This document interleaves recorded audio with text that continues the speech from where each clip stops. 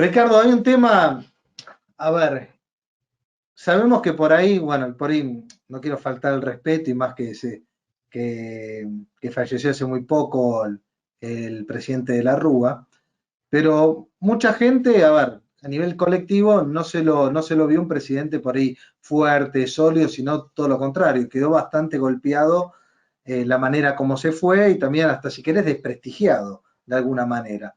Y te quería preguntar cómo eran esas horas, esas, me dijiste 8 o 9 horas que hablabas con él, ¿cuál era el de la Rúa que Antes de hablaba? asumir.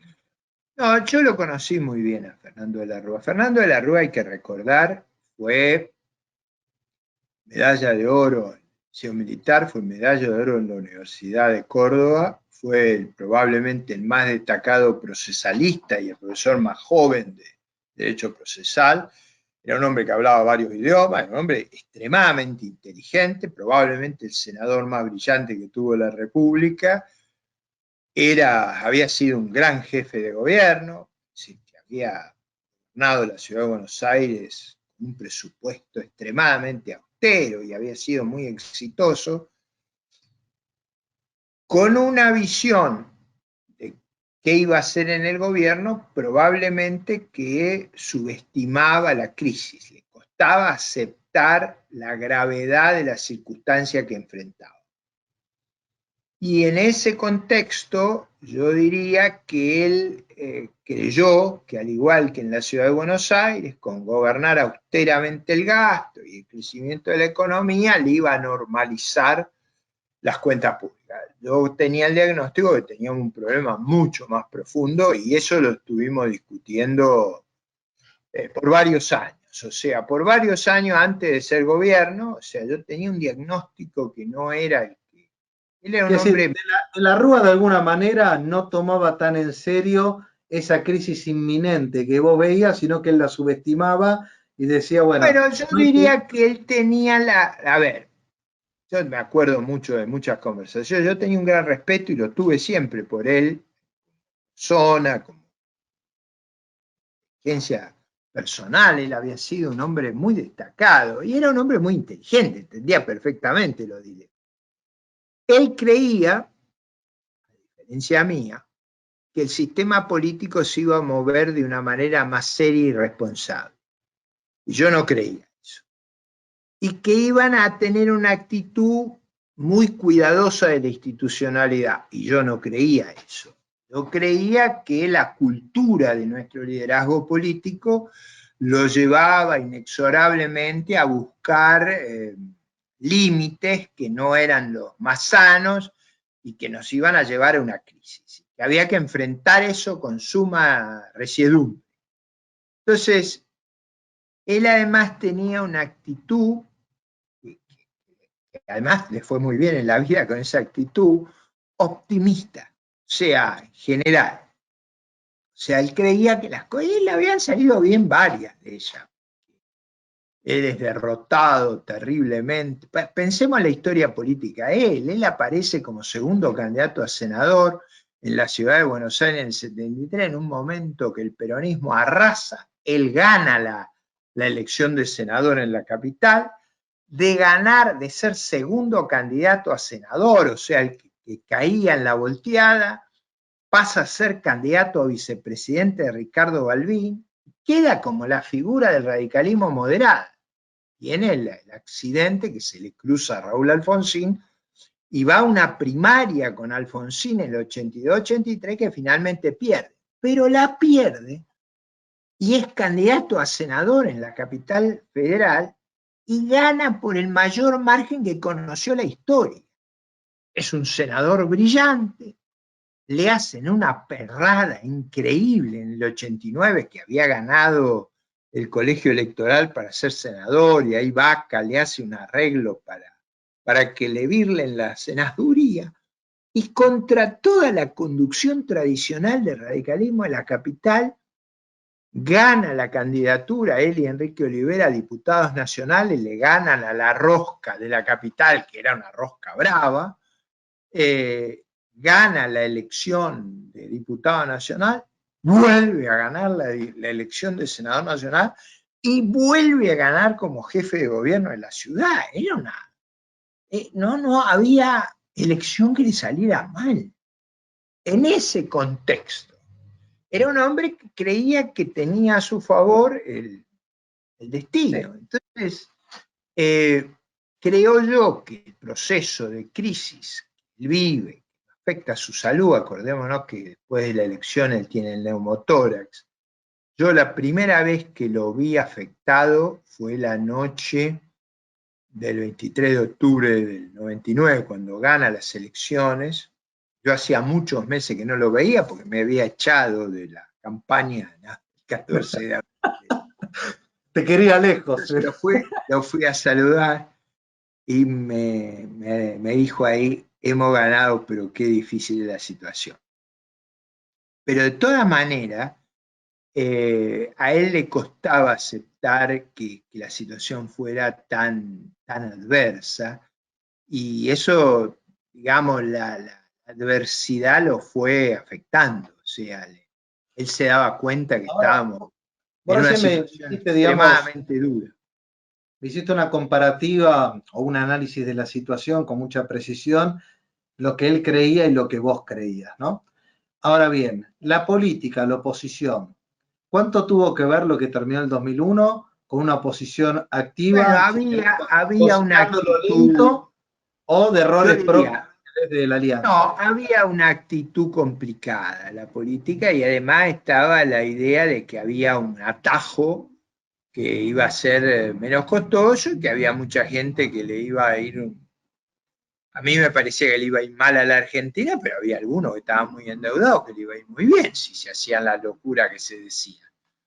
En eso el presidente de la Rúa se oponía a todas esas locuras de las licuaciones, de la especificación asimétrica, del default. Él sabía el costo que todo eso iba a tener.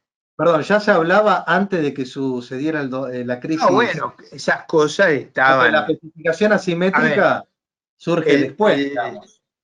No, bueno, pero es que el problema era, pues eso se hablaba de tiempo atrás. Salir de la convertibilidad implicaba eso. Que se devaluaba para la gente, pero no para ellos, porque estaban endeudados en dólares. Vamos, eso venían pensando hace tiempo, en modificar las leyes del concurso. No, si era lo que estaba pensado era muy complicado.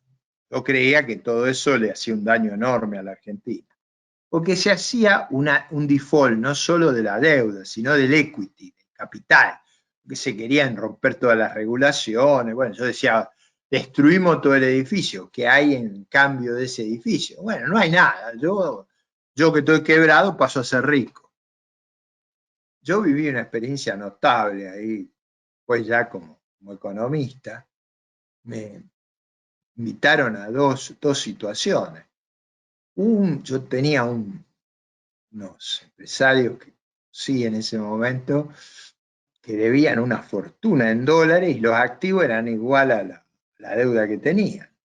Y al especificarse asimétricamente quedaron con unos activos extraordinarios y casi con una deuda muy baja. Entonces uno de ellos me decía, usted no trabaje más, dedíquese a contarme cuando pasan estas cosas.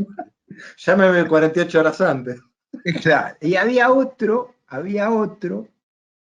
bastante tiempo después, que había traído fondos del exterior, una empresa japonesa, y había prestado tasa cero, porque Japón tenía tasa cero, pero claro, eso era un instrumento de venta, y había prestado, entonces la empresa le debía a los bancos japoneses, y no se lo especificaban, pero todas sus acreencias que macheaban eran en digamos, moneda extranjera, pero acá se la habían especificado. Entonces, una empresa que tenía un gran patrimonio pasaba a estar quebrada. Entonces, japonés, a mí me invitaron a Tokio por eso. Decía, por favor, explíqueme, ¿cómo puede ser que una empresa que tenía 100 millones de dólares de patrimonio ahora pasamos a tener 50 negativos? O sea, cuando yo soy deudor, no se especifica. Y cuando yo soy deudor, se especifica y asimétricamente. Está bien, pero más allá de lo que en inglés el japonés me decía asymmetric specification. Tell me about that. No podía entender. Está bien, Ricardo, pero en ese momento, a ver, pasó.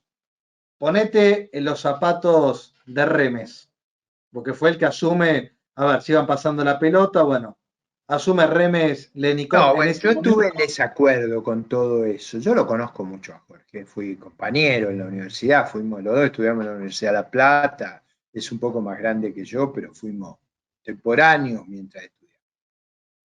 Yo conozco mucho a Jorge, tengo una magnífica relación con él. Yo no estaba de acuerdo con lo que iban a hacer. Yo discrepaba, lo conocía mucho a Jorge Todesca. Yo no estaba de acuerdo con las cosas que ellos iban a hacer. Yo entendía los argumentos, simplemente yo no estaba de acuerdo. No Está bien, estaba mucho. pero hagamos revisionismo histórico. Digamos que tenías ahí un auto que ya no tenía freno, ya estaba, no tenía muchas Digamos, opciones. las dificultades que se habían acumulado después de marzo del 2001, ya para diciembre, eran agudas. Eso yo creo que había formas de hacerlo que no terminaban en lo que terminaron, ni en el corralón, ni en la pacificación asimétrica. Digamos, hubo muchas cosas que ocurrieron ahí, pero digo, te cuento esa anécdota de uno era un empresario chileno, el otro eran japoneses, que el japonés, no me lo voy a olvidar jamás, me decía, asimétrica específica. Yo he tenido un patrimonio grande y ahora estoy quebrado. Y el que me debía se ha quedado con mi patrimonio. ¿Por qué pasa esas cosas? Sí, todavía no lo entiende. No se lo pudiste explicar todavía.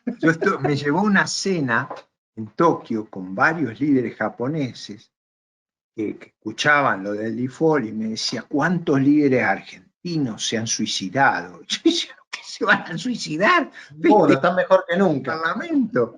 Es decir, los japoneses creían que se iban a suicidar los nuestros y los nuestros ovacionaban el default.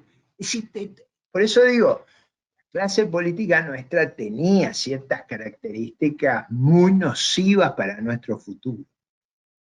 Ricardo, hablamos un poco de la prensa. ¿La prensa te ha ayudado, te ha jugado a favor o te ha, si querés, no sé, operetas? ¿Cuál fue tu relación en su, qué No, tenés para decir? yo no, digamos, no cooperaron conmigo, pero fue muy frontal la relación con ellos. De nuevo, había muchos de ellos que no coincidían con mi visión de los acontecimientos. No solo ahí. Pero cuando hablo, perdón, cuando hablo de prensa no hablo del periodista, está claro, ¿no? No, yo coincido que había posiciones ahí que no coincidían conmigo, probablemente exageraron en la cuestión de Pero la te educación. llaman, cómo te A ver, manifiestan la cuestión de la a través educación. de las portadas de ¿Cuánto los fue, diarios? cuánto fue el ajuste de la educación que estaba propuesta? Las universidades habían pasado a gastar 900 millones en el 92 a gastar 1.800 millones en el 2000. Que Y era todo dólar, dólar, la, dólar. la corrección que se había sugerido era 40 millones, o sea, era poquito menos de 3%. El Ministerio de Defensa gastaba en el año 92 más en dólares de lo que gastaba en el año 2000. O sea, para tener una idea de lo que habían sido los ajustes relativos. O sea, en educación habíamos duplicado el presupuesto, en defensa lo habíamos bajado en términos nominales. A mí pedir un esfuerzo de 2,5 del gasto era marginal. Ahora, ¿cuál era el enojo? El enojo es que para que fuera 2,5 había que sacar todos los subsidios a la política, los subsidios a los sectores más ricos de la sociedad. Esas cosas son difíciles. Todo eso yo lo había asignado a las universidades. Si vos no sacabas los subsidios, ahí el recorte era fuerte. Entonces, eso no me lo van a perdonar nunca, que les haya atado una cosa a la otra. Les parecía una maldad inconcebible. Eso me dijeron en la discusión. Era de una maldad que no podía salir bien. No era maldad, simplemente no te dejaba opción. O sea, o una cosa o la otra. Ricardo, contame cómo fue el día que asumiste como ministro tu despacho. Porque imagino, a ver, habrás pasado mil veces, pero no como como ministro de Economía. El día, ¿cómo recordás el día que entraste, el día que este es tu despacho, el día que, no sé si ibas o no, o hay No, una fue secretaria? muy fácil porque, a ver, yo había sido funcionario público muchos años, había sido un alto funcionario del Ministerio de Hacienda del año 75 al año 84.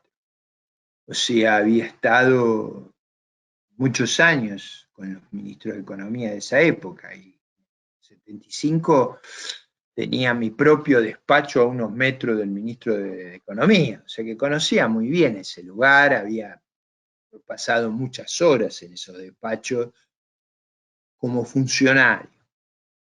Fui funcionario de carrera, vamos, está mal que lo diga yo, importante, era uno de los técnicos del servicio civil más destacado, así que estuve muchos años ahí metido con los ministros, mucho tiempo. No te Eh, cambió. Y en ese momento hablabas mucho digamos, con Machinea. ¿Era sí, su nombre claro, de consulta de Machinea? sí, Porque me claro. decías que estabas al despacho prácticamente contiguo. No, eso cuando yo estaba entre el 75 y el 84, Macchiné era gerente de finanzas públicas del Banco Central. Yo era director de política fiscal. ¿Eras No, amigo de Machinea en ese momento? Yo sé que se llevan sí, bien sí, con claro. Machinea. Yo tengo una relación muy cercana y afectuosa con José Luis del año 75. ¿Era su nombre de consulta en su momento cuando él eras como una especie de parte del riñón de las Bueno, medidas económicas o no participabas? yo tenía una relación muy cercana con él cuando fue ministro. Sí, lo tenía. Él conversaba conmigo largamente. No ¿A qué, siempre teníamos la misma opinión sobre las cosas, porque él también es un hombre más optimista que yo. O sea, eh, el presidente era más optimista que yo, sobre la naturaleza de la política y sobre las perspectivas económicas. Ricardo, cuando asumís como ministro, ¿a quién llama primero el ministro? ¿Se entiende? Porque hay muchos sectores que es como están todos esperando a ver qué va a hacer este hombre nuevo. A quién llama? ¿A los empresarios? A ver, ¿qué te interesa? ¿Con quién tenés que hablar? No, Haceme yo como hice la guía del ministro de Economía.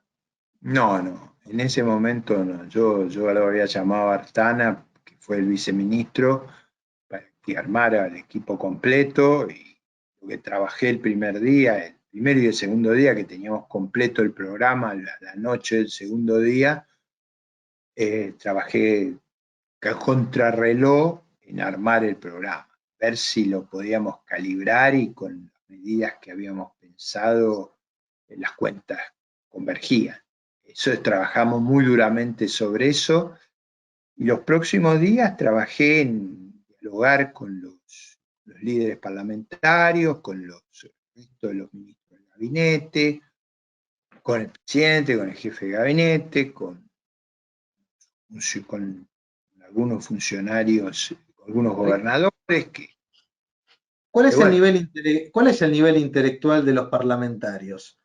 Y esto, por eso te lo voy a generalizar para no ir a lo particular. ¿Cuál es el nivel de nuestros gobernantes? Porque yo te cuento, vamos un poquito más para abajo. Ves concejales, que es, si querés, en la pirámide, la parte de abajo de un municipio, y te pones a hablar y decís, bueno, te dejan dudas algunos si están realmente calificados para ser concejal, que no tiene una gran responsabilidad. Vamos después a diputados y senadores.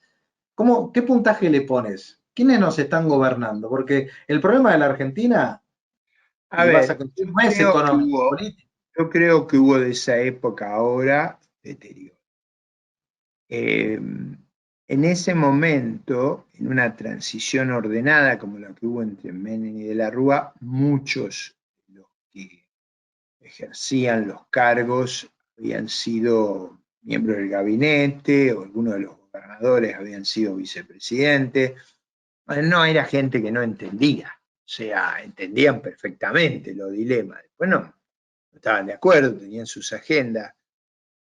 La discusión fue franca, por supuesto había altibajos en el nivel, pero yo no diría que no me comprendían, no compartían mi visión y mi escala de valores, pero no tuve en ese momento una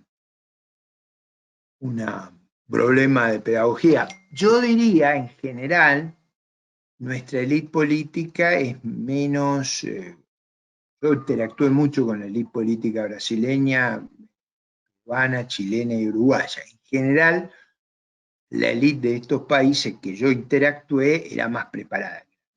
Pero, Por eso, digamos, porque da la sensación que acá se en perdió general todo yo el rumbo. diría que la procedencia de una parte de la élite de los países que nos rodean venían de sectores de ingresos muy altos. En Argentina no venían de ingresos muy altos, o sea, había mucha gente que había llegado sin, digamos, sin estar expuesta.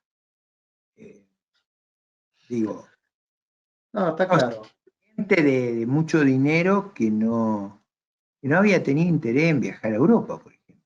Yo conocí a algunos, pero no estaban expuestos. Ricardo, hablemos un Conocí poquito uno que me de... dijo que descubrió la globalización viajando, ahí en esa época. No, pero digo, en general no tuve ese inconveniente, sí reconozco que, y yo interactuando con parlamentarios uruguayos, chilenos, cubanos, no todos, pero digo, los que yo pude interactuar, brasileños en general, eran muy preparados. Por ejemplo, yo interactué con Fernando Henrique Cardoso, era muy preparado. Los presidentes uruguayos, Sanguinetti, Lacalle, Valle, eran muy preparados, muy preparados. Los mandatarios chilenos eran todos muy preparados. ¿Y O Alberto sea, Fernández cómo lo ves que vos lo trataste? ¿Eso es un hombre, más allá del ¿quién? oficio, es un hombre preparado? ¿Lo sentís ¿Quién? a ese, con Alberto Fernández? Yo no, ahí, yo tuve, no tuve una gran interacción con él. Yo creo que él es un producto de moverse en la política con una amplitud, su tránsito muy amplio. Entró por el nacionalismo, pasó por el radicalismo, pasó por digamos, cabalismo, después fue al dualdismo, volvió al cabalismo, después fue con Kirchner, después estuvo con Massa, después con Randazzo, dijo, hizo un recorrido y terminó con Cristina de nuevo, digamos. No, como decía, ¿cómo era? Groucho Marx A ver, decía, si no te gustan mis no, principios, tengo otros. digo, para ponerlo en términos prácticos, si uno compara los videos de Alberto Fernández de unos años con lo que dice ahora, se cae de espalda. Si uno compara los videos de Ricardo López Murphy de unos años con ahora, dice exactamente lo mismo hace 25 años. O sea, tiene una línea muy coherente. No, digo, esto no niega que estas sinuosidades que ha tenido el presidente le han permitido llegar a ser presidente, que no es una cosa sencilla. Pero digo, no ha sido un caso de mucha coherencia. Yo, por ejemplo, uno de los escritos mejores que he leído sobre el memorándum con Irán, muy crítico, fue de Alberto Fernández, de una prosa extraordinaria. Bueno, después el otro día dijo que todo lo contrario a lo que dice el escrito publicado en La Nación. O sea, no es que se le escapó. O sea, ¿cómo se pueden tener esas dos opiniones tan contrapuestas? No lo puede entender. Lo podés tener sobre un tema, pero cuando lo tenés sobre todo es complicado. Pero, Ricardo, y te hago las últimas y para meternos más en el ámbito de la actualidad, ¿no? Porque hoy estamos en un lío tremendo de todo tipo, que en la medida que no se resuelva, después vienen los otros problemas más graves, que son los institucionales que vos tanto le das importancia. Hacemos un análisis de cómo salimos de esta, qué tenemos que hacer, porque Eso sí sabemos lo que la tengo. economía va a caer y el año que viene va a subir, estadísticamente, listo. Y Yo digo, si finalizan la negociación externa, hacen la negociación interna, que es aprobar la ley, van al acuerdo con los multilaterales, hacen un programa de estabilización, porque el desbalance fiscal explícito y el implícito son muy graves, y el sobrante de dinero es extraordinario en la economía, y con ese programa, digamos, muy macizo de estabilización van a la elección. Hay gente que dice este gobierno no está en condiciones de hacer el programa del Frondizi de diciembre del 58, un programa de fuerte corte fiscal, porque hay que pasar de un déficit de 10% a un déficit primario de 8 o 9 puntos a un déficit primario de 1, 2. Y, Gente pero cree sabemos que que tenemos año ese es electoral. un esquema. Ese es un esquema. El esquema Pero, alternativo, Ricardo, perdóname, porque sabemos es que que la cosa se vaya a las madres. la política condiciona las elecciones. ¿Ok?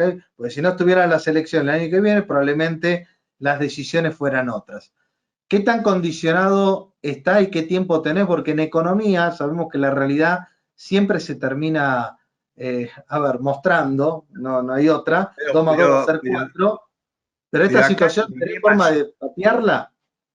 los dilemas son inescapables, son como los de Ulises, o Carídides o Epsilia, no hay forma. Usted tenés que atar al mástil, ahí como se ató Ulises. No hay forma. Ahora, mucha gente cree que no, mucha gente de la política, que no van a estar dispuestos a eso, entonces yo creo que ahí vamos a una crisis como la 75, es decir, con un déficit muy grande, una expansión monetaria muy grande, vamos a ir a una inflación altísima. Esos son los dilemas que tienen. En ambos casos, el contexto electoral que van a afrontar va a ser muy difícil. Si hacen el programa, que es más sano para Argentina, no sé cómo le van a explicar a la sociedad y a sus votantes lo que están haciendo, y si se desbordan, el repudio que va a generar un desborde inflacionario tan grande y una crisis tan grande también los va a dañar. Me parece que el populismo sin recursos tiene un vuelo corto y me parece que el vuelo corto esta vez no tiene escape electoral. Por eso es tan Hablamos un importante. poquito de Guzmán, que también fue profe de La Plata. ¿Tuviste trato con él? ¿Tenés trato con él? ¿Lo No, conocés? no, no, no, no. ¿Nunca lo trataste? Cuando él fue alumno, yo era ministro y no ¿O tuve. nunca tuviste trato con él? Ni siquiera de encontrártelo. Quiero No, decir, hasta hace poco ni siquiera sabías que existía de alguna manera. No estaba en tu radar. no, sí lo conocía, yo había escuchado opiniones de él muy críticas de lo que había sido la gestión del segundo gobierno de Cristina Kirchner. Muy críticas. Que eran correctas. O sea, eran críticas de lo inviable que era esa situación. ¿Y hoy cómo lo ves a Guzmán? Porque me imagino, ¿cuánto le debe llevar de la agenda a Guzmán? Prima es una pregunta para hacérsela a él, no a vos, pero ¿cuánto te lleva en la agenda del ministro la reestructuración de la deuda y cuánto de la economía? Porque muchos especulan, ¿es el ministro, es el que reestructura la deuda o es el ministro de Economía? No, bueno, yo creo que ellos pusieron un énfasis que yo creo que no estuvo bien la estrategia de negociación de la deuda, yo no hubiera hecho eso. Yo hubiera hecho un programa, un acuerdo con organismos multilaterales, con las tesorerías de los países desarrollados, y con todo ese bagaje hubiera ido a la negociación con los bonistas, todo ese apoyo. Con Pasa que ahí seguramente las quitas no serían tan fuertes, porque si vos tenés un plan. no, a mí no, justamente todo lo contrario. Yo creo que el recorte que va a haber es el que se sabía que iba a haber desde el principio. Hay como 30, 40 países que van a tener los problemas de Argentina. ¿Cómo puede alguien creer en Argentina que nosotros vamos a tener un traje a medida? Va a tener traje de confección, a todos le van a dar lo mismo, si no, se les haría inmanejable la situación. O sea, yo creo que en todos los casos, y está la experiencia de Ecuador, que en 3 meses negoció en una situación mucho más difícil que nosotros. Y el esquema es más o menos el mismo, una fuerte baja de los cupones a niveles más plausibles. Argentina no tenía cupones exagerados en términos, tenía cupones de 6 3 cuartos. Y bueno, los va a bajar Por lo a 3, menos no para los primeros 2 años. lo va a bajar para 3 3 cuartos y seguramente va a tener menos presión en los primeros años por la crisis del coronavirus, a todos le van a dar el mismo tratamiento. Espacio de liquidez, bajan los cupones, poca baja del principal. Me parece que esa receta se le va a aplicar a todo el mundo.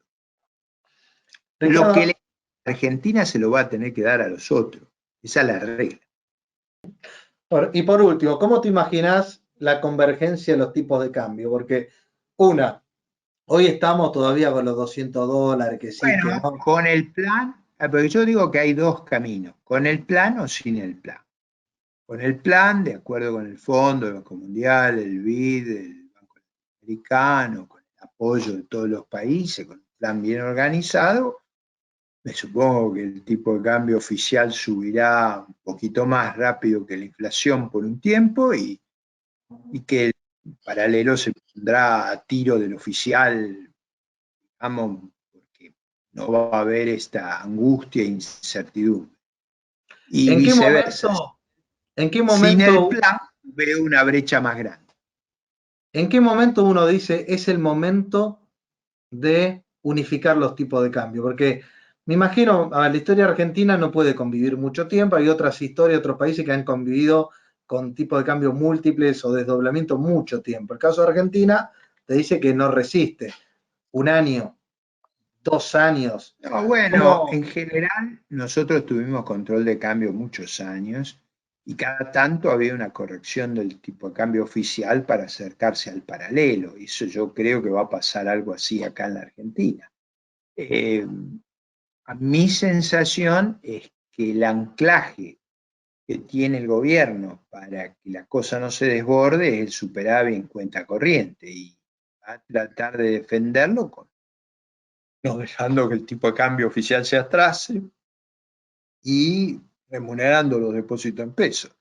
Si comete un error ahí, la estampida va a ser inolvidable. Ahora, si no hay plan, vamos a tener un problema de un tipo de cambio paralelo muy grande. Alguna vez tuvimos, yo he estado en Economía en el año 76, había 500% de spread entre el oficial y el paralelo, así que lo conozco, he vivido circunstancias extraordinarias.